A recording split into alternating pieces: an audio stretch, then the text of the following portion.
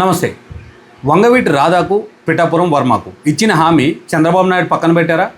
అసలు వీళ్ళిద్దర రాజకీయ భవిష్యత్తు ఏంటి? సో ఇది అందరూ ప్రజలు అనుకుంటున్నట్టుగానే ఏదైతే అక్కడ పిఠాపురం వర్మ గారి పరిస్థితి కానీ, లేదా కాపు సామాజిక వర్గంలో ముఖ్యమైనటువంటి లేదా వంగవీటి అనే ఒక బ్రాండ్ని ముందుకు తీసుకెళ్ళినటువంటి రాధా గారి పరిస్థితి కూడా అలానే కనిపిస్తూ ఉంది. సో ఈ రెండు అంశాల గురించి చూసుకునేటప్పుడు వీళ్ళిద్దరికీ గతంలోనే ఎప్పుడైతే యువగలం పాదయాత్ర మొదలుపెట్టారో అప్పటి నుంచి కూడా వంగవీటి రాధా నారా లోకేష్ గారికి చాలా సన్నిహితంగాను చాలా దగ్గరగాను ఉంటున్నారు. సో అలానే ముందు నుంచి కూడా పార్టీకి చాలా లాయల్గా ఉన్న వ్యక్తి. అయితే అప్పట్లోనే ఎమ్మెల్యే సీట్ ఇస్తారు, పొత్తులో ఎమ్మెల్యే సీట్ వస్తుంది అని చెప్పి చాలా విషయాలు వచ్చినప్పటికీ బట్ ఎమ్మెల్యే సీట్ ఇవ్వకుండా ఏదైనా ఒక పదవి అంటే ఎమ్మెల్సీ కానీ ఇలాంటి ఇచ్చి చట్టసభలకు పంపిస్తాము అని ఇలాంటి ఒక హామీ రాధాకి ఇచ్చినట్టుగా తెలుస్తాం.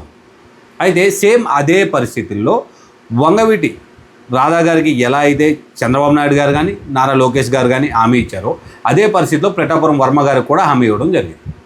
సో అలాంటి పరిస్థితుల్లోనే అలా చెప్తేనే చంద్రబాబు నాయుడు గారు ఉన్న పవన్ కళ్యాణ్ గారు మాకు చెప్తేనే మా వర్మ గారు సీట్ని సాక్రిఫైస్ చేశారు, సీట్ని పవన్ కళ్యాణ్ గారికి ఇచ్చారు, పవన్ కళ్యాణ్ గారి గెలుపు కోసం కష్టపడ్డారు అనేది వర్మ అభిమానుల యొక్క మాట.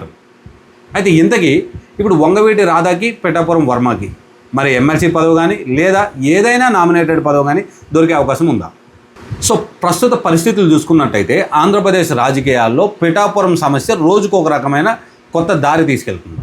ఎందుకు అని అంటే ఒకరోజు ఫోటో గురించి అని, ఇంకో రోజు ఏదో ఒకటి అని చెప్పి ఏదో ఒక వివాదం అయితే పిఠాపురం నియోజకవర్గంలో జరుగుతూ ఉంది. సో ఒక పదవి ఆయనకి ఏదైతే కమిటీ అయ్యి ఉన్నారో ఇస్తామని చెప్పారో కూటమి నేతలు అప్పట్లో, సో ఆ పదవి అతనికి ఇస్తే ఈ సమస్యలు ఉండవు అని చెప్పి కొంతమంది రాజకీయ విశ్లేషకులు వాదన. అలానే వర్మకు సంబంధించినటువంటి అభిమానులు కానీ కార్యకర్తలు కానీ తనకు సన్నిహితంగా ఉన్నటువంటి వాళ్ళు కూడా ఇలాంటి ఒక టాపిక్ని అయితే బయటికి తీసుకొస్తున్నారు. మరి ఇప్పుడున్న పరిస్థితుల్లో ఆయనకి ఇచ్చే పరిస్థితి ఉందా అని అంటే ఈ విషయం ఏదైతే ఉందో అది చంద్రబాబు నాయుడు గారే డెసిషన్ తీసుకోవాలి. ఎందుకంటే ప్రస్తుత పరిస్థితుల్లో పవన్ కళ్యాణ్ గారు రెస్ట్లో ఉన్నారు. సో ఆయనకు ఆరోగ్యం బాగాలేదు కాబట్టి ఇప్పుడు ఏ డెసిషన్ తీసుకున్నా సరే చంద్రబాబు నాయుడు గారే తీసుకోవాలి. సరే మరి కొద్ది రోజులు ఆగితే పవన్ కళ్యాణ్ గారు మళ్ళీ వస్తారు, వచ్చిన తర్వాత వీళ్ళిద్దరూ ఆలోచన చేసి ఇవ్వచ్చా లేదా ఇస్తే ఏ పదవి ఇవ్వాలి, సో మనం అనుకుంటున్నట్టుగా ఎమ్మెల్సీ ఇచ్చి చట్టసభల్లోకి తీసుకెళ్లాలా లేదా ఏదైనా నామినేటెడ్ పదవి ఇవ్వాలా, ఇలా ఏదైనా సరే వీళ్ళిద్దరికి ఇస్తేనే మంచిది అనేది ఆంధ్ర రాష్ట్రానికి సంబంధించినటువంటి ముఖ్యమైన నేతలు కానీ లేదా రాజకీయ వాదులు కానీ మాట్లాడుతున్న అంశం ఇది. సో ఎందుకనంటే ఇప్పుడు వీళ్ళకి 2029 వరకు మళ్ళీ ఎమ్మెల్యేగా పోటీ చేసే పరిస్థితి లేదు. అంటే ఇంకొక 3 ఏళ్ల పాటు వీళ్ళు వెయిట్ చేయాల్సింది.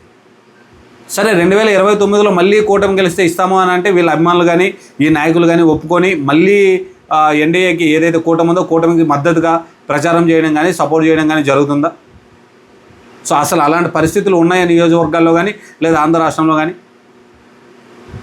ఎందుకంటే ప్రతిరోజు రాజకీయాల్లో ఒక కొత్త అంశం అనేది అయితే వస్తూనే ఉంటుంది.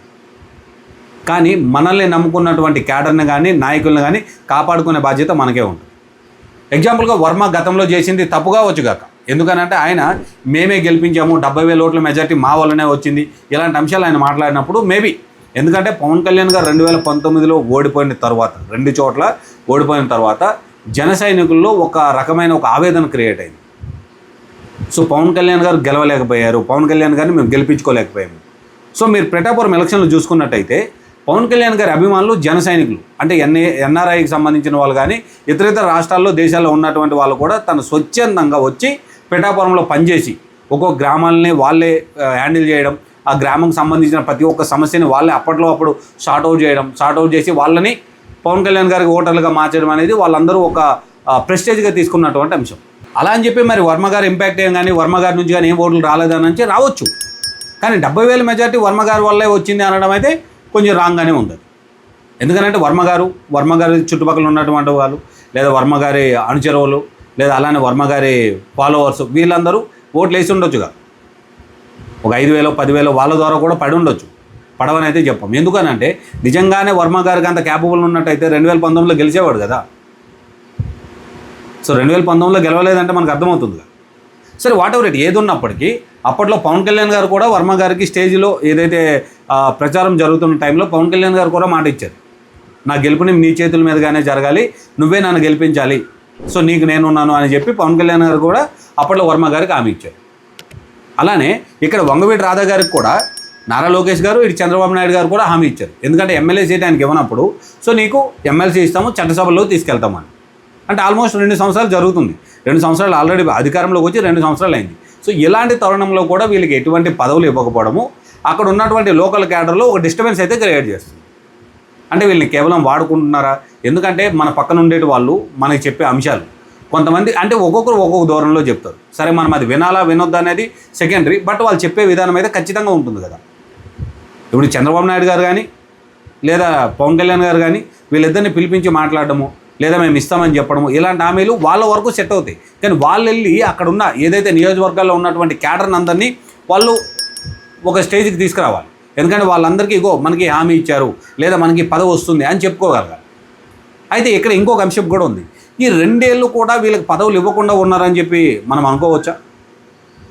ఎందుకంటే ఎమ్మెల్సీ పదవి ఇవ్వనప్పుడు ఏదైనా నామినేటెడ్ పదవుల్లో కూడా వీళ్ళకి ఇచ్చే అవకాశం ఉంది కదా. అంటే అలాంటి పదవులు ఏమైనా ఇస్తే వీళ్ళు రిజెక్ట్ చేసిరా? నాకు తెలిసి లాస్ట్ వారంలో రాధా గారు చంద్రబాబు నాయుడు గారితో కలవడం కూడా జరిగింది. అంటే పర్సనల్గా చిన్న మీటింగ్ జరిగింది. సో ఈ మీటింగ్ దేనికి? అంటే రాధా గారికి ఏదైనా పదవి ఇచ్చే ఆలోచన లేదా ఎప్పుడులానే జనరల్గా కలిశారు అనేటట్టుగానే చెప్తున్నారు. ఏదేమైనప్పటికీ వీళ్ళు జనరల్గా కలిసినప్పటికీ లేదా పదవుల గురించి డిస్కషన్ జరిగినప్పటికీ ఏదేమైనప్పటికీ ఏదైతే ఎన్డీఏ కూటమి వీళ్ళకి హామీ ఇచ్చింది కాబట్టి ఖచ్చితంగా పదవులు ఇస్తేనే కరెక్ట్ అనేది ఒక అభిప్రాయం.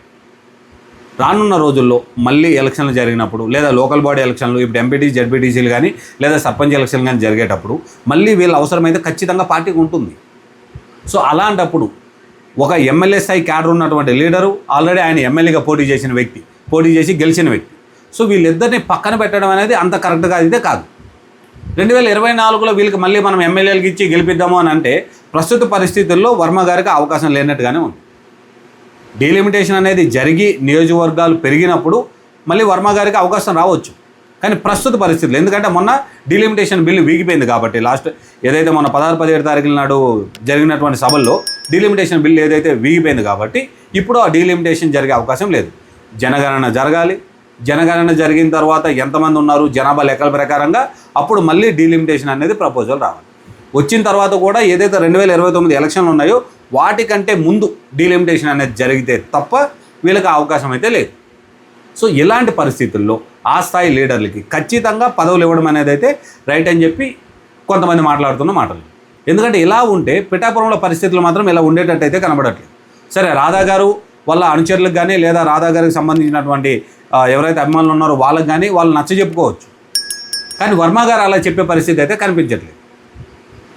ఎందుకంటే అక్కడ లాస్ట్ ఎగ్జిస్టింగ్ వైఎస్ఆర్సీపీ నుంచి గెలిచినటువంటి ఎమ్మెల్యే దొరబాబు గారు ఎప్పుడైతే జనసేన పార్టీలో చేరారో అటు దొరబాబు గారు ఇటు వర్మ గారు వీళ్ళిద్దరూ ఆధిపత్య పోరు గురించి అక్కడ డిస్కషన్ జరుగుతాం. సో జనాలందరికీ తెలిసిన విషయమే ఇది, బయటికి ఎవరు చెప్పకపోరు. కానీ ఇంటర్నల్గా జరుగుతున్న సమస్య ఏంటంటే ఇదే. పవన్ కళ్యాణ్ గారు గెలిచినా పవన్ కళ్యాణ్ గారు ఇక్కడ ఉండకుండా ఆయన రాష్ట్రం మొత్తం చూసుకుంటున్నప్పుడు నియోజకవర్గాన్ని నా చేతిలో పెడతారు అని చెప్పి వర్మ గారు అనుకున్నారు. సో కొద్ది రోజుల పాటు అలానే జరిగింది కూడా. ఎందుకంటే అక్కడ ఉన్నటువంటి ఏ కార్యక్రమాలైనా వర్మ గారే ముందుండి నడిపించడం అలాంటి యాక్టివిటీస్ జరిగాయి. ఎప్పుడైతే దొరబాబు గారు వచ్చారో వచ్చిన తర్వాత నియోజకవర్గంలో డిస్టర్బెన్స్ అనేవి చిన్నగా మొదలయ్యాయి. ప్రోటోకాల్ మిస్ అయిందని లేదా పార్టీ మీటింగ్లకు మమ్మల్ని పిలవట్లేదని చెప్పి లేదా మేము ఎంత కష్టపడుతుంటే మమ్మల్ని పక్కన పెట్టారని చెప్పి ఇలాంటి డిస్కషన్లు ఏదో ఒకటి జరుగుతున్నాయి. సరే మెయిన్ స్థాయిలో ఉన్నటువంటి లీడర్లు కాస్త సానుకూలంగా ఉన్నప్పటికీ వాళ్ళ క్యాడర్ ఏదైతే ఉందో క్యాడర్ అయితే అలా ఆలోచన చేయదుగా. అన్న మనల్ని ఎప్పుడు యూటిలైజ్ చేసుకున్నారు, మనల్ని ఎప్పుడు వాడుకుంటున్నారు అనే అంశాన్ని అయితే ఎప్పుడు లీడర్లకు చెప్తూనే ఉంటారు కదా. సో ఇది అలాగా వీచి పెద్దగా అయ్యేంత లోపల దీనికి ఒక ఫుల్ స్టాప్ పెట్టడం అయితే కూటమి ప్రభుత్వానికి చాలా అవసరం. ఎందుకంటే రానున్న రోజుల్లో ఎలాంటి పరిస్థితులు ఉన్నప్పటికీ సరే డీలిమిటేషన్ జరుగుతుందా జరగదా అవన్నీ పక్కన పెట్టినప్పటికీ కూటమిని నమ్ముకున్నటువంటి లీడర్లు కూటమి కోసం సాక్రిఫైస్ సీట్లు చేశారు కాబట్టి వాళ్ళకైతే పదవులు ఇచ్చి కూర్చోబెట్టడం అయితే రైట్. సో మీరేమనుకుంటున్నారు ఇటు వంగవీటి రాధా గారి గురించి కానీ అటు పిఠాపురం వర్మ గారి గురించి కానీ వీళ్ళిద్దరికీ ఏదైనా పదవులు ఇచ్చి చట్టసభల్లోకి తీసుకెళ్ళడం రైట్ అని భావిస్తున్నారా లేదా ఇప్పుడున్న పరిస్థితిలో వీళ్ళు ఇలానే ఉంచాలని అనుకున్నారా? మీరేమనుకుంటున్నారో కామెంట్ రూపంలో మాకు తెలుపండి. Thank you.